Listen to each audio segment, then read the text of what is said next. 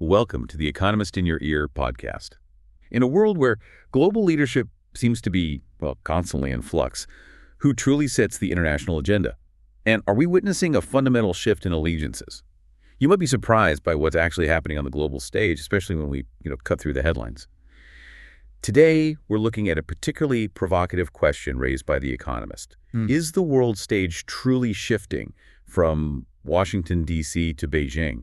Are countries really flocking to China because of American policies? That's right, and we're going to examine some recent, very high-profile events in China, but more importantly, we'll critically interpret them, look at the broader implications for global power dynamics. We're drawing on insights that, well, they challenge some of those initial perceptions you might get just from the headlines. It's really about looking beneath the surface, understanding what these gatherings truly mean for international relations going forward. Okay, let's set the scene then. These recent events in China, they were really making waves. First, you had the Shanghai Cooperation Organization, the SKO, Leaders Summit in Tianjin. That was August 31st to September 1st. And then just a few days later, this huge Beijing military parade on September 3rd, marking the 80th anniversary of World War II's end. The visuals were quite something. They really were. And what jumps out immediately, something The Economist highlighted, was the impressive guest list China pulled together. This wasn't just regional players. You had Vladimir Putin from Russia, Kim Jong-un from North Korea, and interestingly, his first trip to China since 2019 came by that signature armored train. Right, the train, almost a throwback. Exactly. Yeah. Or maybe just, it's sturdy. Then Masoud Pezeshkian of Iran, Alexander Lukashenko of Belarus, even leaders from Turkey, Egypt, Vietnam. Quite a collection converging on Beijing. It created this really strong visual. And The Economist's take on this was pretty direct, wasn't it? They basically said China was using these moments to project itself as this stable global leader, a source of prosperity. And they contrasted that directly with America's approach, unleashing trade wars, undermining alliances. It painted this picture of, a new order emerging, countries almost being pushed towards China. So with that kind of turnout, you have to ask, right, does this mean we're seeing a new unified anti-American bloc forming? Is this the flocking away from the U.S. that some headlines imply? Or is it more complicated? That's the crucial question, and this is where our sources really bring in some important nuance.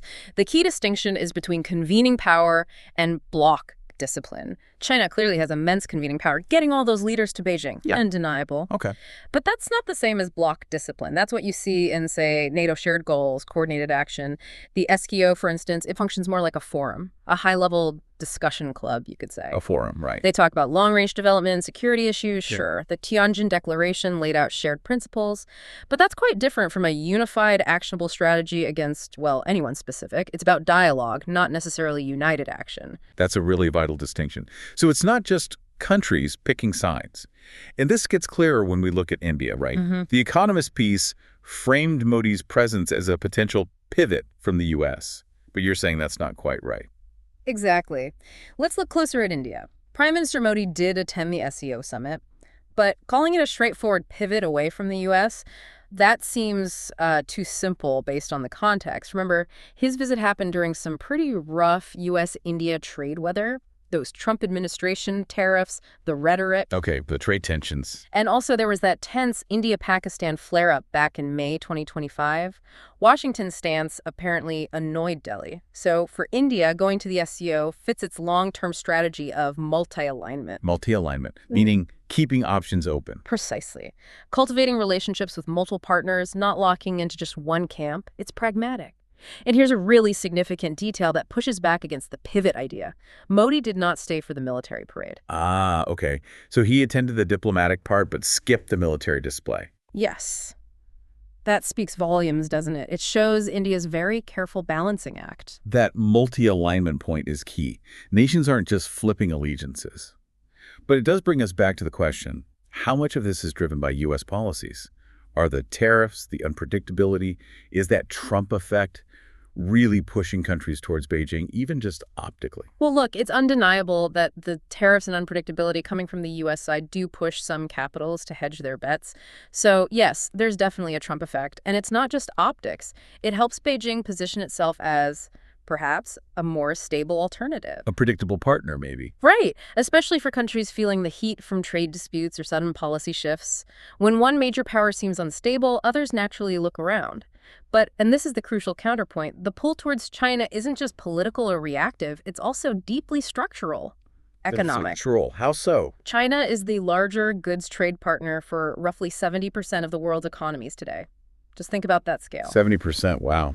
So leaders have strong, independent economic reasons completely separate from U.S. politics to engage with China. And when you put that against maybe unpredictable U.S. economic pressure, China's model of state-led growth, its consistent demand, it can look comparatively moderate, even attractive. It's often economic pragmatism driving these decisions as much as, or maybe even more than, pure geopolitics. Okay, so this really complicates that narrative the economist presented, that neat idea of America isolated, China stable. You're saying that story, while maybe appealing, is just incomplete. Precisely. It makes for a good headline, America isolated, China stable. But it smooths over too many complexities. Sure, the parade highlighted China's closer ties with Russia and North Korea. That alignment is clear. But it didn't just erase the existing frictions China has with other neighbors or with India, which, again, skipped the military part. Right. The reality is many states want both. They want U.S. technology, U.S. finance, and they want access to Chinese markets. They're not looking for an either-or choice. It's about finding a way to benefit from relationships with both giants. So for you, the listener, it means resisting that urge to see the world in these stark black and white terms. It's a much more sophisticated game being played. And speaking of complications, we are hearing more noise about U.S. sanctions, aren't we? Especially the kind that can lock countries out of the dollar system. There's definitely more talk about alternatives, yuan settlements, maybe a bigger role for the euro. Are we nearing a real shift away from the dollar's dominance? That's a really important point, but we need a bit of caution here. The talk about a sanctions dollar backlash is real, absolutely, and the desire for alternatives is growing. But our sources suggest the actual plumbing for a broad, trusted non-dollar system remains thin. The plumbing, meaning the infrastructure. Exactly. It's not just about having another currency. It's about deep, liquid financial markets, global banking networks, legal frameworks, and just fundamental trust. Building that kind of infrastructure takes decades. The dollar system has that history. So for the near term, think de-risking, not wholesale switching. That's the baseline strategy. De-risking. Reducing dependence, not abandoning the system entirely. Right. Countries want to reduce their vulnerability to any stale system. What we really need to watch is whether specific initiatives, like, say, SCO projects, actually start settling trades in Chinese yuan at scale. That would be a concrete signal of a systemic shift, much more than just diplomatic statements. Okay, de-risking, not switching. That makes sense. So for those of us trying to follow this, trying to understand the real direction of travel, how do we cut through the noise? Beyond the speeches and the parades, what are the concrete signals we should be tracking? What really matters? Good question. If we want to see genuine shifts, we need to look past the optics. Our sources point to 3 key signals to track. First, SCO deliverables that bite. Look for actual, tangible outcomes. Like what? Like, is there a real SCO development bank being set up with serious capital? Are new energy corridors actually getting built? Are there major procurement deals happening? Things that move beyond communiques. Words are easy.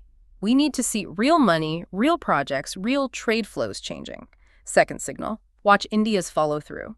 We discussed Modi's multi-alignment strategy. So did the Modi meeting at the summit lead to anything concrete? Actual steps to de-escalate border tensions, real trade facilitation measures? Or does it just fade away? Exactly. Or will the positive optics just fade after the summit, like so many diplomatic photo ops before? Sustained policy change is the real test. And the third signal is simple but telling. Who stayed for Beijing's parade and who didn't? Yeah. Attendance patterns tell you a lot. Who wants the political photo and the military one? Implying a deeper alignment if they stay for both. It suggests a greater comfort, perhaps, with China's military projection. It's a stronger signal than just attending the diplomatic forum.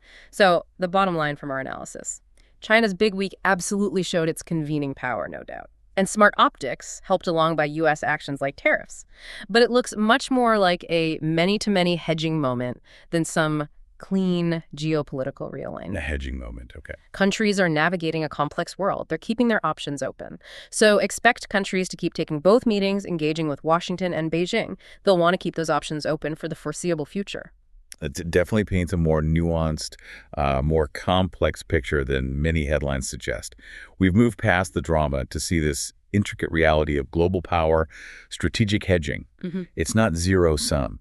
It's nations playing a careful balancing act in a world that's genuinely multipolar now. Requires us to look for actions, not just words. Absolutely. So, as leaders continue to gather in various capitals, maybe consider this for yourself.